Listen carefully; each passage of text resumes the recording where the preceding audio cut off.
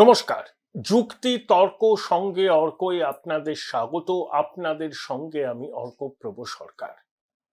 শয়তান ইউনূস একটা কথা শুনে রাখুন, এক মাঘে শীত যায় না। শয়তান ইউনূসকে অনেকে খুব গ্লোরিফাই করেন, বিশেষত কয়েকজন অর্থনীতিবিদ আছেন।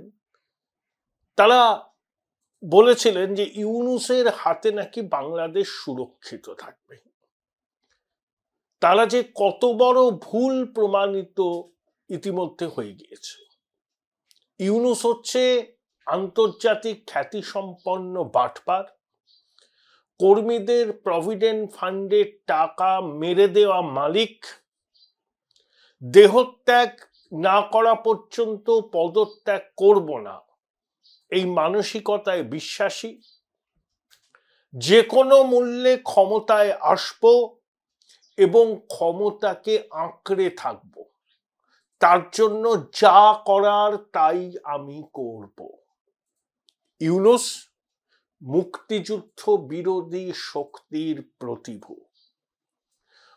ইউনূস গণতান্ত্রিক ধর্মনিরপেক্ষ বাংলাদেশের রাষ্ট্র কাঠামোর বিরুদ্ধের শক্তির প্রতিনিধি। কেন এই কথাগুলো বললাম? আন্তর্জাতিক অপরাধ ট্রাইব্যুনাল এটা খায় না মাথায় মাখে। কেন এই ট্রাইব্যুনালটা তৈরি হয়েছিল?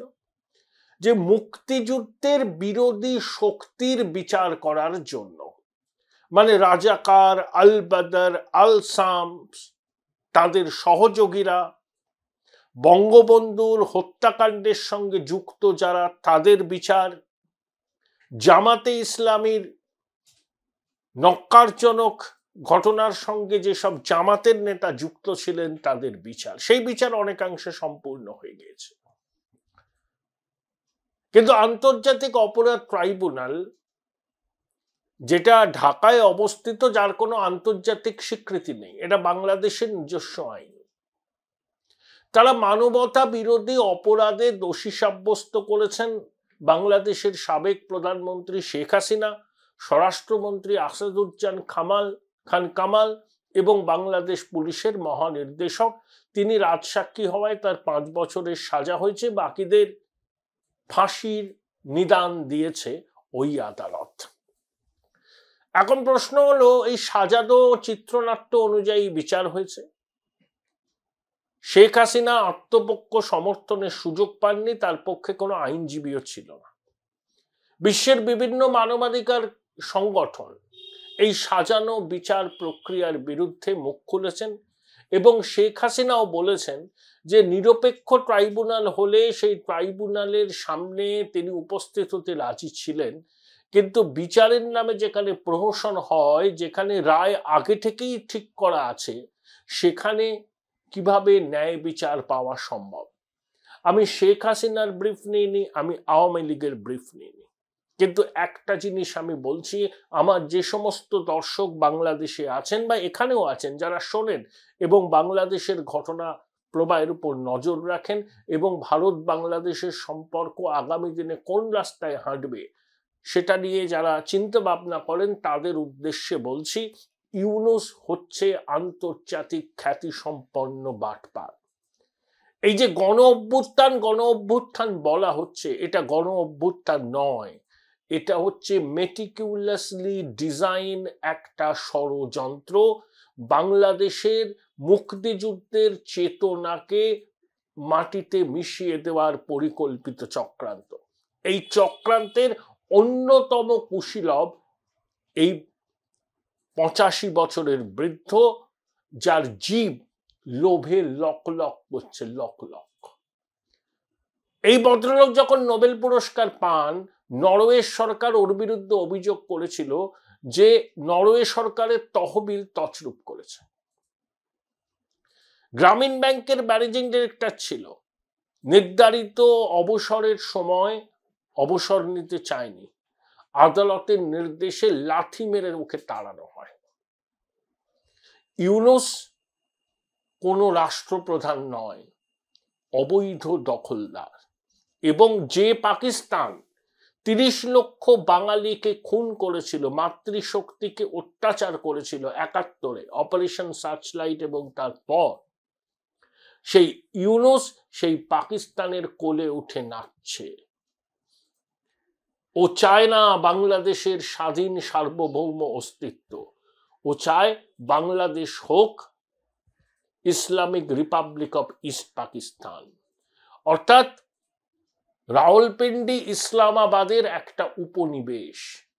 সেই লক্ষ্যেই ইউনূস এগোচ্ছে।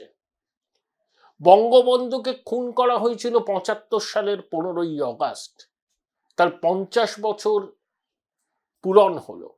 সেই 2025-এর নভেম্বরে বঙ্গবন্ধুর কন্যার মৃত্যুদণ্ডের সাজা, এবং অদ্ভুত অদ্ভুত সব লজিক। তিনি নাকি উস্কানি দিয়েছেন, তিনি নাকি ষড়যন্ত্র করেছেন, তিনি নাকি নিরাপত্তা বাহিনীকে নির্মমভাবে বিক্ষোভকারীদের দমন করতে বলেছেন, তাদের মৃত্যু নিশ্চিত করতে বলেছেন। কয়েকটা অডিও ক্লিপ হয়ে গেল প্রমাণ। আসলে জামাত, যারা ইউনূসের পিছনে আছে, যে ইসলামিক ফান্ডামেন্টালিস্ট গোষ্ঠীগুলো, যারা ইউনূস সরকারের প্রাণ ভ্রমরা, তারা এই সুযোগে বাংলাদেশের ধর্মনিরপেক্ষ গণতান্ত্রিক ঐতিহ্যটাকে মাটিতে মিশিয়ে দিতে চায়। আর একটা বাটপাল আছে, তার নাম হচ্ছে আইন উপদেষ্টা আসিফ নজরুল, আর ইউনূসের প্রেস সচিব প্যাথোলজিক্যাল লায়ার শফিকুল।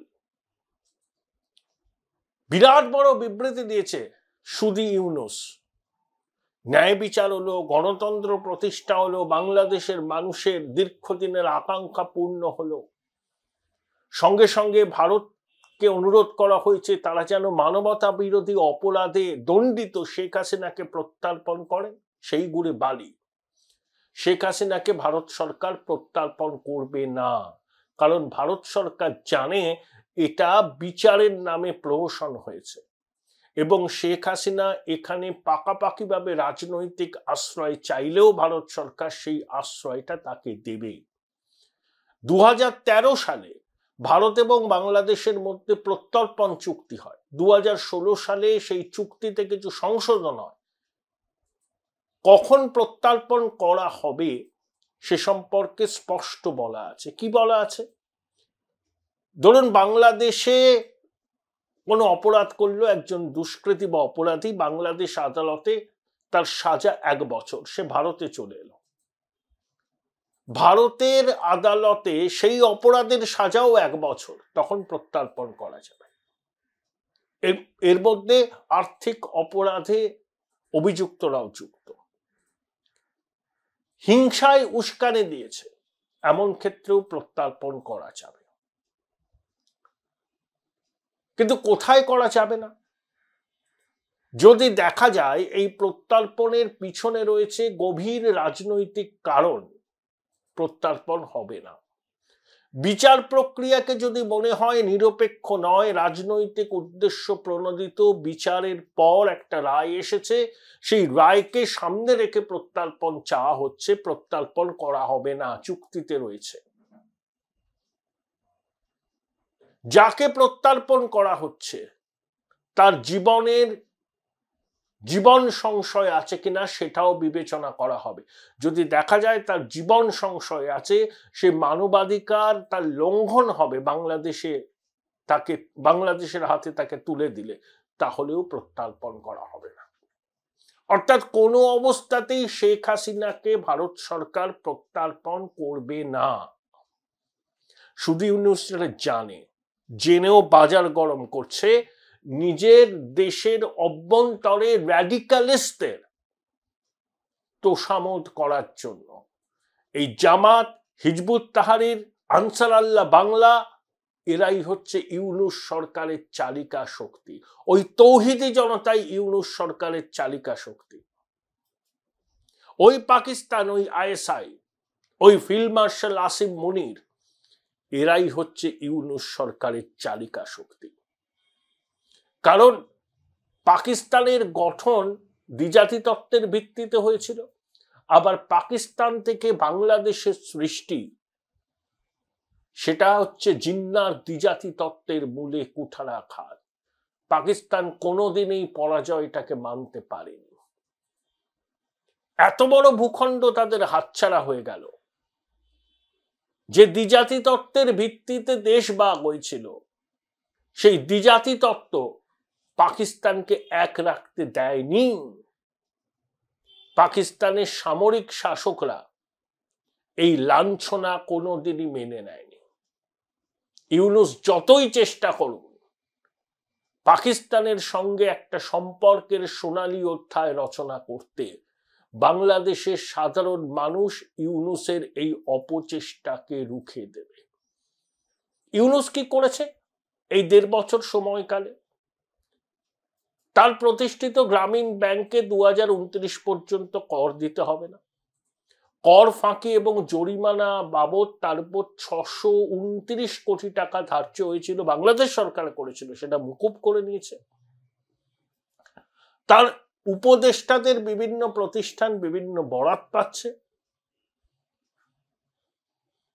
ইউনূসের গ্রামীণ ব্যাংক, গ্রামীণ টেলিফোন বিভিন্ন ধরনের আন্তর্জাতিক সংস্থার সঙ্গে চুক্তি করে ফুলে ফেঁপে উঠতে চাইছে। অর্থাৎ নিজের প্রতিষ্ঠান, নিজের আত্মীয় স্বজন এবং নিজের ঘনিষ্ঠ সহযোগীদের পকেট ভর্তি করার জন্য এই সুদী বৃদ্ধ প্রথম থেকেই তৎপর। এবং মেটিকুলাস ডিজাইনে ও কিন্তু ক্ষমতায় এসেছে। ও গণতান্ত্রিক পদ্ধতিতে নির্বাচিত নয়, ও হচ্ছে অবৈধ দখলদার। আর এই সরকারের কোনো সাংবিধানিক ভিত্তি নেই। নির্বাচিত হয়ে কোনো সরকার যদি আসে, সেই সরকার ভারতকে যদি কোনো অনুরোধ করে, শেখ হাসিনার বিষয়টা ছেড়ে দিন, ওটা তো একদম নিশ্চিত ভারত সরকার কখনোই শেখ হাসিনাকে বাংলাদেশের হাতে তুলে দেবেন না। কিন্তু অন্যান্য বিষয় আছে, তিস্তার জল চুক্তি থেকে শুরু করে অন্যান্য বিষয়, দ্বিপাক্ষিক সম্পর্ক আছে, সেগুলো তখনই আমরা খুব সিরিয়াসলি বিষয়টা দেখব। বাংলাদেশের মানুষের স্বার্থ যাতে সুরক্ষিত থাকে, দুদেশের মধ্যে সম্পর্কের উষ্ণতা যাতে বজায় থাকে, ভারতের স্বার্থ যাতে সুরক্ষিত থাকে, ভারতের নিরাপত্তা যাতে বিঘ্নিত না হয়, দুদেশের সাধারণ মানুষের মধ্যে আদান প্রদান বাড়ে, সাংস্কৃতিক আদান প্রদান জোরদার হয়, ভিসা নিয়ম সহজ হয়, সেগুলো তখনই হবে যখন একটা নির্বাচিত সরকার আসবে। তার আগে এই অবৈধ দখলদার সরকারের সাথে ভারত সরকার শুধু কাজ চালানোর মতো সম্পর্ক রাখবে। এটা তো মোটামুটি প্রমাণ হয়েছে যে বাংলাদেশের মাটিকে জঙ্গি কার্যকলাপের জন্য কার্যত উন্মুক্ত করে দিয়েছে অন্তর্বর্তী সরকার। না হলে আইএসআই এর কর্তারা ঘন ঘন বাংলাদেশে আসে। লালমনিরহাটের ব্রিটিশদের ফেলে যাওয়া এয়ার স্ট্রিপ নতুন করে তৈরি করছে। চিকেন নেকের দিকে ইউনূসের নজর। চীনে গিয়ে বলেছিল যে চিকেন নেক ল্যান্ডলর্ড, ওই অঞ্চলে সমুদ্রপথের একমাত্র অভিভাবক বাংলাদেশ। ভারত তার বিরুদ্ধে কি ব্যবস্থা নিয়েছে শুধু ইউনূস জানে সেটা। 1 নম্বরের ভণ্ড, প্রতারক, মিথ্যাবাদী। দুদেশের সম্পর্কের যে অবনতি, তার জন্য একমাত্র দায়ী ইউনূস আর তার জঙ্গি সহযোগীরা। ভারত থেকে নিত্য প্রয়োজনীয় জিনিস যাবে, সকালে ঘুম থেকে উঠে যে টুথব্রাশ, টুথপেস্ট ব্যবহার করেন সেটাও ভারত থেকে যাবে, ওষুধ যাবে ভারত থেকে। আর বলবেন ভারতের আধিপত্যবাদের বিরুদ্ধে আমাদের লড়াই চলবে। এত বড় প্রতারক এবং মাতৃজঠরের লজ্জা এই ইউনূসটা পাকিস্তানের এক সেনাকর্তার হাতে যে বই উপহার দিচ্ছে, আর্ট অফ ট্রায়াম্ফ, তার প্রচ্ছদে আছে ভারতের উত্তর পূর্বের রাজ্যগুলো হচ্ছে বাংলাদেশের মানচিত্রের মধ্যে। এত বড় বেহায়া এবং নির্লজ্জ প্রতারক, বদমাইশ এই বাটপার। বুঝতে পারছেন দুদেশের সম্পর্ককে পরিকল্পিতভাবে ও কোন নিচে নামাতে চাইছে। আমরা এই সরকারের সঙ্গে কাজ চালানোর মতো সম্পর্ক রাখি। তার বেশি কিছু নয়। ইউনূস যদি ভেবে থাকেন যে ভারতকে চমকাবেন, শুনে রাখুন, ওই ইচ্ছা আপনার পূরণ হবে না। ইতিমধ্যে চিকেন নেকের নিরাপত্তা সুরক্ষিত করতে আমরা সেনাঘাঁটি বানিয়ে ফেলেছি। ত্রিপুরার কৈলাস শহরে এয়ারস্ট্রিপকে মজবুত করা হচ্ছে। হাসিমারায় বিমান ঘাঁটিতে রাফাল আছে। চোখ তুলে তাকালে কি পরিণতি হবে শুধু ইউনূস জানে। বিভিন্ন রাষ্ট্রপ্রধান তো ওর সঙ্গে দেখা করে না, এমনি চলে যায়।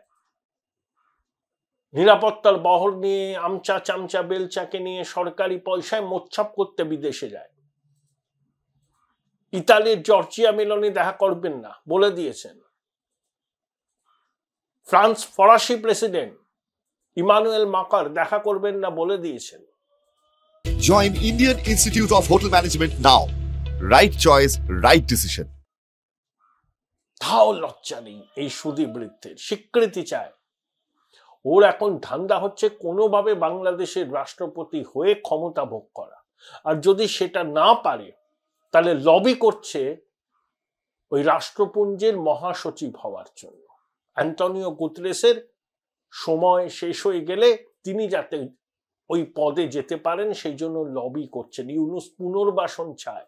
বাংলাদেশের মানুষের স্বার্থ, বাংলাদেশের উন্নতি ওর কাছে কোনো কালে প্রায়োরিটি ছিল না। ও বাংলাদেশে আসতোই না, চেনেই না। এই লোকটার হাতে দেশের ক্ষমতা, জোর জবরদস্তি একে বসানো হয়েছে। জঙ্গি জেহাদিরা বসিয়েছে।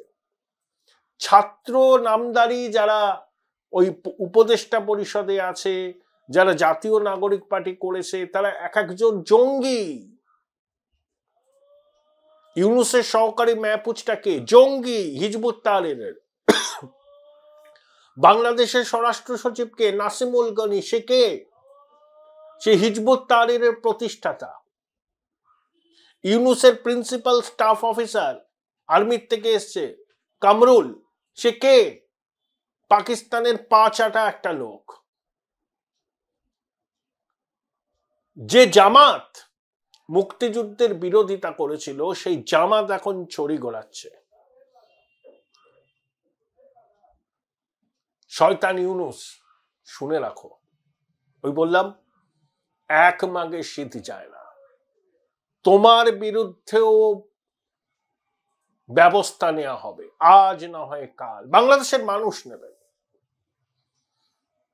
বিচার তোমারও হবে, তোমার জঙ্গি সহযোগীদেরও বিচার হবে। পালাবার পথ পাবে না, সেফ এক্সিট তোমাকে দেয়া হবে না। কারণ তুমি যে সর্বনাশ করেছো এই ভারতীয় উপমহাদেশের, এর বিচার হবেই।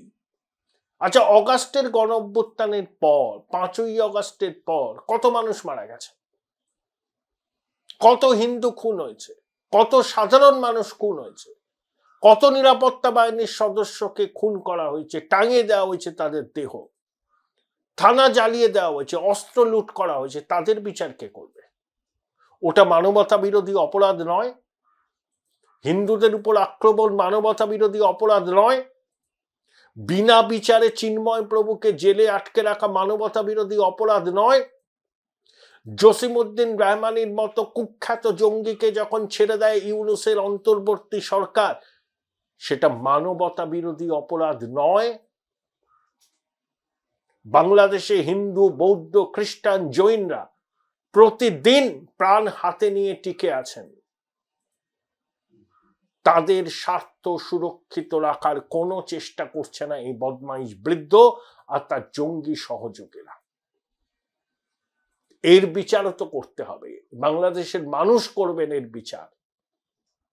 চিরদিন কাহারও সমানও নাহি যায়। পাশা উল্টাবেই, খেলা ঘুরবেই, খেলা হবে। ঢাকায়, চট্টগ্রামে, বরিশালে, ফরিদপুরে, সাতক্ষীরাতে, পাবনাতে খেলা হবে। বাংলাদেশের মানুষ খেলবেন এই অত্যাচারী মাতৃজঠরের লজ্জাদের বিরুদ্ধে। কারণ ওই শক্তি উপমহাদেশের শান্তি সম্প্রীতির বিরুদ্ধ শক্তি। এরা অপশক্তি, কালো শক্তি, যে শক্তি উপমহাদেশের নিরাপত্তার পক্ষে ক্ষতিকর। ইউনূসের প্রেস সচিব এত বড় মিথ্যেবাদী, বিমস্টেকে পার্শ্ব বৈঠকে ইউনূস আর মোদিজির বৈঠক হলো, সেই বৈঠকের পরে প্রেস সচিব বিবৃতি দিয়ে মিথ্যা কথা বলল। মোদিজি যে কথা বলেননি, প্রেস সচিব বললেন মোদিজি নাকি সেই কথা বলেছেন। আমরা প্রতিবাদ করলাম। আর একটা কথা বলে রাখি, এই প্রতিবেদন শেষ করব, দীর্ঘ করব না। আমরা চাই বাংলাদেশের মানুষের সঙ্গে সম্পর্কের সোনালী অধ্যায়, তাদের সঙ্গে আমাদের কোনো বিরোধ নেই। আবার একই সঙ্গে বাংলাদেশের মাটি থেকে জঙ্গি কার্যকলাপকে উৎসাহ দেয়া হলে মাথা ভেঙে দেয়া হবে, কোন রকম ছাড় দেয়া হবে না।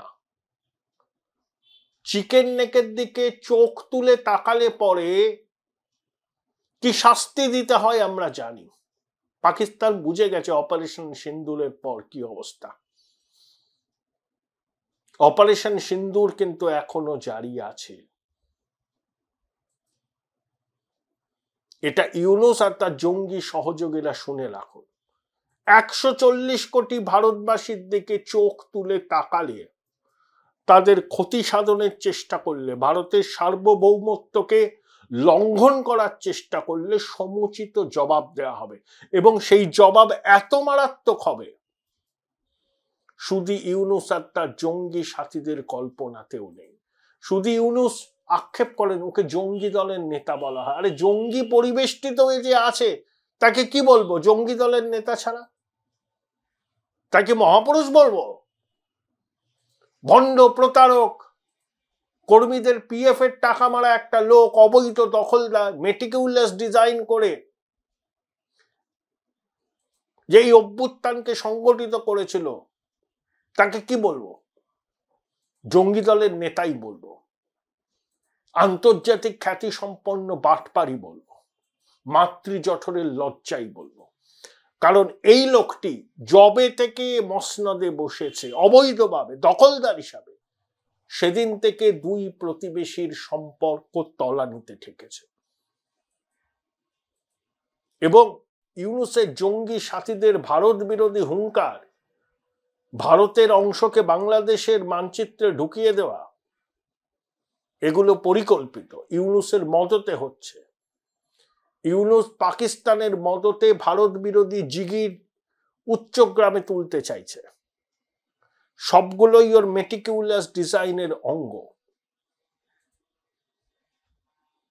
শাস্তি পাবেও, বাংলাদেশের মানুষ ওকে শাস্তি দেবে, গণতান্ত্রিক পদ্ধতিতেই দেবে, নিয়ম মেনেই দেবে। এই যে নির্বাচন রব তুলেছে, বলেছে জুলাই সনদ নিয়ে গণভোট এবং নির্বাচন একদিনে হবে। আগে হোক, অন্তর্বর্তীমূলক নির্বাচন হওয়া উচিত, নইলে সে নির্বাচনের কোনো বৈধতা নেই। খুব খারাপ সময় আওয়ামী লীগ 30% ভোট পায়, তাহলে 30% মানুষ তাদের গণতান্ত্রিক অধিকার প্রয়োগ করতে পারবে না। এই নির্বাচনকে স্বীকৃতি দিতে হবে। বিশ্বের কোন গণতান্ত্রিক দেশ সেটাকে স্বীকৃতি দেবে? সেই নির্বাচনের মাধ্যমে একটা সরকারকে ইউনূস বসাবার চেষ্টা করবে, করে নিজে রাষ্ট্রপতি হবে। যদি সেটাও না হতে পারে, লবি করে যাবে, যতদিন না পর্যন্ত ওর পুনর্বাসন সুনিশ্চিত হয় ততদিন পর্যন্ত কিন্তু নির্বাচন হবে না। বাংলাদেশের সাধারণ মানুষ ওকে কি দেবদূত ভেবেছিলেন অনেকে, যে ও হচ্ছে সর্বরোগ ও বিশল্যকরণী, মিষ্টি মিষ্টি হাসি, ফোলা ফোলা গাল, শিশুর সারল্য নিয়ে বাংলাদেশের মানুষের কাছে এসেছিল এই লোকটা। আশা করি বাংলাদেশের মানুষ বুঝে গেছেন তাদের প্রধান উপদেষ্টা একটি প্রতারক, ভণ্ড, আন্তর্জাতিক খ্যাতি সম্পন্ন বাটপার। সে বাংলাদেশের মানুষের স্বার্থের কথা ভাবে না, সে নিজের পরিবারের আর তার সহযোগীদের পকেট কিভাবে ভর্তি হয় সেটা নিশ্চিত করাই তার এক এবং একমাত্র লক্ষ্য।